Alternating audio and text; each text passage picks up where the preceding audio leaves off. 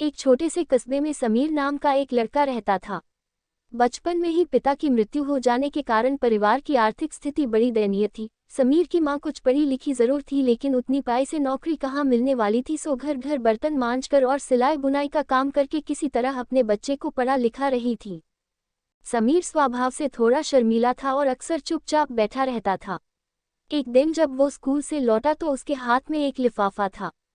उसने माँ को लिफाफा पकड़ाते हुए कहा, माँ, मास्टर साहब ने तुम्हारे लिए ये चिट्ठी भेजी है, जरा देखो तो इसमें क्या लिखा है। माँ ने मन ही मन चिट्ठी पढ़ी और मुस्कुरा कर बोली, बेटा, इसमें लिखा है कि आपका बेटा काफी होशियार है। इस स्कूल के बाकी बच्चों की तुलना में इसका दिमाग बहुत तेज है और हमारे पास इसे पढ़ाने लायक शिक्षक नहीं है, इसलिए कल से आप इसे किसी और स्कूल में भेजें। उद्धरण चिन्ह।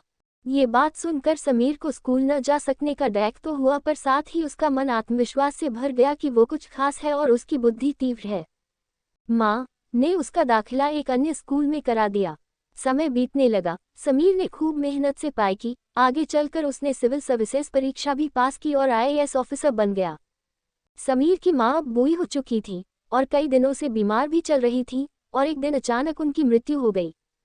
समीर के लिए ये बहुत बड़ा आघात था। वह बिलख बिलख कर रो पड़ा। उसे समझ नहीं आ रहा था कि अब अपनी माँ के बिना वो कैसे जिएगा। रोते रोते ही उसने माँ की पुरानी अलमारी खोली और हाथ में उनकी माला, चश्मा और अन्य वस्तुएं लेकर चूमने लगा। उस अलमारी में समीर के पुराने खिलौने और बचपन के कपड़े तक संभाल कर रखे हुए थे। समीर एक एक कर सारी चीजें निकालने लगा और तभी उसकी नज़र एक पुरानी चिट्ठी पर पड़ी। दरअसल ये वही चिट्ठी थी जो मास्टर साहब ने उसे 18 साल पहले दी थी। नम आंखों से समीर उसे पढ़ने लगा।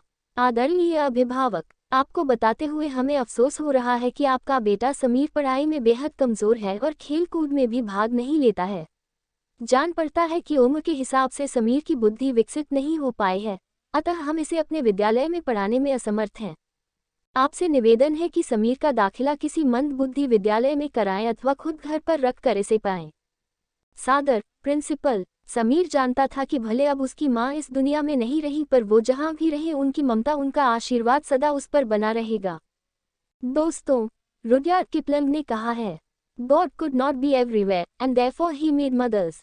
भगवान सभी जगह नहीं हो सकते, इसलिए उसने माएँ बनाई। माँ से बढ़कर त्याग और तपस्या की मूरत भला और कौन हो सकता है। हम पढ़ लिख लें, बड़े होकर कुछ बन जाएं, इसके लिए वो चुपचाप ना जाने कितनी कुर्बानियाँ देती है। अपनी ज़रूरतें मारकर हमारे शौक पूरा करती है। यहाँ तक कि संतान बुरा व्यवहार करे तो भी माँ उसका भला ही सोचती है। सचमुच माँ जैसा कोई नहीं हो सकता।